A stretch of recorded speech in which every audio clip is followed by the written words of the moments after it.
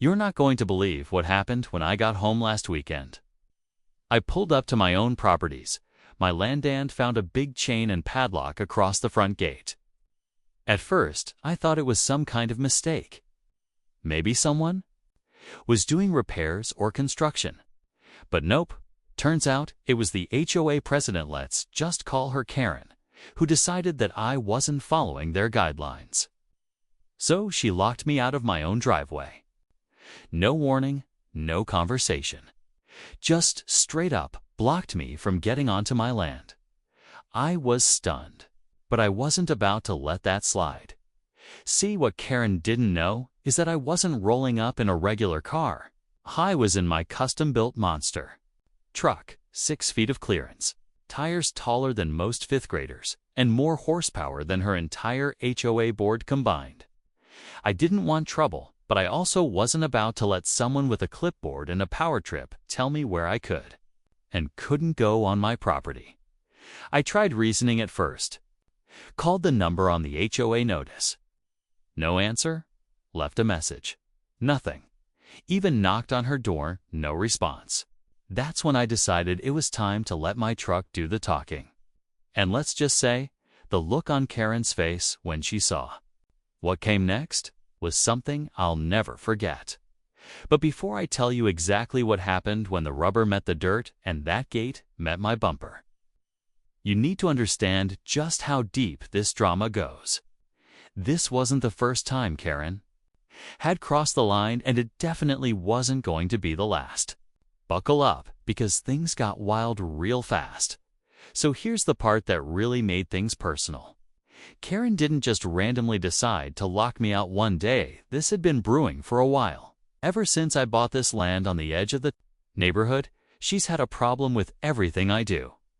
She didn't like the way I parked my truck, didn't like the fact that I installed solar panels, and she really didn't like when I started building a shed that wasn't up to HOA aesthetic standards. Mind you, I checked every rule in the handbook. I wasn't breaking any policies. But for Karen, it wasn't about rules. It was about control. She's the kind of person who thinks running the HOA gives her full authority over everyone's life. She'd send letters about grass height violations and take pictures of neighbors' driveways to report them for unapproved vehicle storage. It got to the point where some people were afraid to put up holiday lights. No joke. And since I was new to the area, I guess she figured I'd just go along with it. But that's not how I'm wired. When I first moved in, I tried to play nice. I even attended an HOA meeting. But the way she talked to people like they were beneath her weighed me the wrong way. Still, I kept to myself. Built my place, minded my business. Until the gate incident. That gate wasn't hers. It wasn't HOA property. It was on my land. My driveway? But Karen took it upon herself to padlock it shut and tape a violation notice on the fence like I was some trespasser. That's when I knew this wasn't just a misunderstanding, it was intentional. And standing there, dust settling behind my monster truck, I realized this wasn't going to be a quiet conversation anymore. The tension in the neighborhood had grown thicker with each passing day. What had started as a simple disagreement over the small lake soon spiraled into something much bigger. Something that no one wanted to admit was boiling under the surface. Everyone seemed to pick a side, quietly whispering about who was right or wrong. For Jake, the lake was more than just water and land. It was a place of peace, a way to escape from the noise of life. But the HOA's strict rules, backed by angry neighbors and whispered threats, were closing in on him. Maya, Jake's closest friend, could see the strain it was putting on him. She tried to talk him out of pushing back so hard, worried that the battle might cost him more than just the lake. It's not just about fishing anymore, she said one evening as they sat by the edge of the water, the sun sinking low and casting long shadows. It's like they want to control everything you do here, like they want to keep you out. But you can't let them win by giving up. Meanwhile, across the neighborhood, Karen from the HOA seemed to grow more determined. Her late-night meetings and phone calls showed a side of her that few had seen before, one driven by fear and control. Not just rules. Rumors spread that she was rallying others to enforce even tighter restrictions, turning the quiet streets into a battleground. Some neighbors quietly questioned if her actions were about protecting the community or just about keeping power. Then there was the subplot with the local police. They had been called more than once, always arriving with questions but leaving without real answers. The officers seemed caught between following orders and understanding what was really happening. Jake noticed the way they looked at him sometimes. They weren't sure whether he was the problem or the victim. As days passed, Jake's decision to buy a small boat became a symbol of his silent protest. It was more than a boat. It was a barrier, a message floating on the water that said, "I'm not backing down." But with every glance from the shore and every comment behind closed doors, the tension tightened like a noose. No one could say how far this would go, but it was clear that the calm before the storm was over. The fight for the lake was becoming a fight for more than just fishing. It was about identity, freedom, and the right to belong. Days stretched into restless nights as the tension around the lake reached a boiling point. Jake's boat sat quietly on the water, an unspoken challenge that stirred unease among the neighbors. Every glance from the shore felt like a test. Every whispered conversation seemed to carry the weight of something about to explode. The peaceful rhythm of the neighborhood was shattered, replaced by sharp looks and hushed warnings. Maya noticed Jake growing more withdrawn, his usual calm replaced by a restless edge. "You're carrying all this on your own," she said softly. One evening, her voice barely cutting through the thick air. But Jake only shook his head, eyes fixed on the darkening water. "It's not just about me anymore. It's about what happens if they win. If people stop standing up for what's theirs." At the same time, Karen's determination became more visible. She organized a neighborhood meeting that crackled with frustration and fear. The room was thick with tension as she spoke firmly about community rules and respect for shared spaces. But under her words lay a sharper message: control, boundaries, and the consequences of defiance. Some neighbors shifted uncomfortably, caught between loyalty to the HOA and their growing sympathy for Jake's fight. The local police presence grew too. Patrol cars appeared more often around the lake, and officers made notes during their visits. Jake felt their eyes on him, sometimes cold, sometimes uncertain. He wasn't sure if they saw him as the troublemaker or the one being pushed too far. The thin line between right and wrong blurred with every encounter. One evening, the quiet was broken by a sudden noise, voices raised in anger, footsteps pounding on the shore. "Oh?"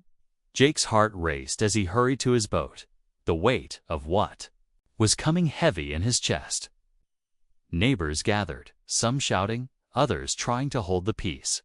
The boat was more than a vessel now, was the center of a storm about to break.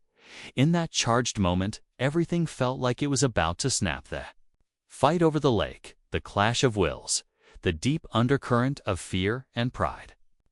No one could say what would happen next, but everyone knew the calm was over. The neighborhood stood at the edge of something big, and the outcome hung in the balance, waiting for the first spark to ignite the full fire. Just as the crowd's voices reached a boiling point, a sharp shout cut through the chaos. From the back of the gathering, a figure stepped forward. Tom, one of the quietest neighbors. Someone no one expected to take sides so openly. His voice trembled but carried enough weight to silence the room. "You don't understand," he said, eyes darting between Jake and Karen. "There's more at stake here than just the lake or the rules." Everyone turned toward him, curiosity mixing with tension. Tom hesitated, then revealed a secret that changed the entire conversation. Years ago, before the HOA had tightened its grip, there was a plan to sell part of the lake to a developer, plan buried deep in old papers no one wanted to talk about. If that sale went through, the entire neighborhood's peace and property values would vanish under new construction. The fight over fishing and boats was just the surface of something far bigger. Jake felt a cold rush of realization. The battle wasn't only about control or rules anymore. It was about preserving everything they had.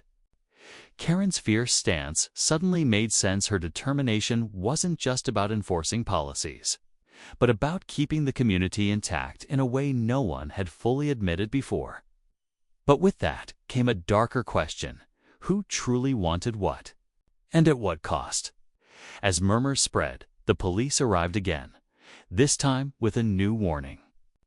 They had received complaints from the developer's office, threatening legal action if anyone interfered with private property. The tension surged to a new height. This wasn't just neighbors clashing anymore. It was a fight against a looming outside force that could change everything overnight. Jake looked at the faces around him: friends, enemies, strangers, all caught in a web of fear, hope, and uncertainty.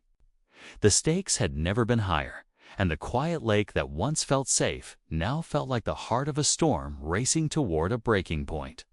The next move would decide not just the lake's future, but the soul of the neighborhood itself. The tension that had been building for weeks finally exploded one late afternoon as the neighborhood gathered by the lake, the air thick with anticipation and unspoken fears. Jake stood by his boat, heart pounding, surrounded by familiar faces. Now hardened by conflict, Karen stood a few feet away, her usual composure replaced by a fierce determination. The presence of the police added an edge of authority, but even they seemed unsure how this would end. Tom stepped forward once more, clutching the old documents that revealed the developer's plans. He laid them out on a nearby table, letting the truth settle over the crowd like a weight. "This sale would have wiped out the entire lake and everything we know," he said quietly. "But it was never legal. Those papers were forged." Collective gasp ran through the group. The evidence was clear, a mix of relief and shock washing over neighbors who suddenly saw the fight in a new light. Karen's stance softened, her anger giving way to something more complicated. She nodded slowly. "I wanted to protect the community, even if it meant harsh measures. But if this was all based on lies, then we have to come together." In that moment, Jake felt the years of frustration and fear begin to ease. The lake wasn't just his anymore. It belonged to all of them. The HOA agreed to withdraw their complaints, and the neighbors pledged to fight the developer's claim as one united front. But just as the mood shifted toward hope, the unexpected happened. A young woman, who had been silent until now, stepped forward with a confident smile. "I'm an attorney," she said. "I've been investigating the developer for fraud. They've been targeting small communities like this across the state. I'm here to help you fight back legally." The crowd erupted in a mixture of relief and renewed energy. What had started as a neighborhood dispute had grown into a larger battle against injustice. And now, with new allies, their chances looked better than ever. Jake looked around at the faces beside him, neighbors who had become more than just names on a street. The lake shimmered quietly behind them, no longer a symbol of division, but a beacon of community strength. The fight wasn't over, but for the first time, hope was real. In the weeks that followed, the neighborhood slowly began to heal. The shared fight against the developer had brought everyone closer in a way that no meeting or rule ever could. Karen, who once seemed like the enemy, became a surprising ally. She helped organize community meetings and worked alongside Jake and the others to protect the lake they all loved. It wasn't always easy. Old wounds took time to fade, but the tension that had filled the air was finally lifting. The young attorney's involvement proved to be a turning point. With her guidance, the community filed a strong legal challenge against the developer's fraudulent claims. News of their fight spread beyond the neighborhood. drawing support from nearby towns and local activists who understood the importance of standing up for small communities and their natural spaces. The police, too, shifted their role, becoming partners in preserving peace rather than enforcers of division. Jake found himself spending more time on the lake than ever before, not just alone, but with neighbors who once viewed him with suspicion. The boat, once a symbol of resistance, became a place for gatherings, laughter, and shared stories. Maya's advice echoed in his mind, reminding him that fighting wasn't just about holding ground. That was about building something better. Looking back, Jake realized that the conflict had revealed something deeper, the strength that comes from standing up for what matters, even when the odds seem stacked. It showed how fear and misunderstanding can divide a community, but also how honesty, trust, and unity can heal it. The lake wasn't just water and land. It was a symbol of their collective spirit, though the future still held uncertainties. One thing was clear: this neighborhood had found its heart again, and nothing could take that away.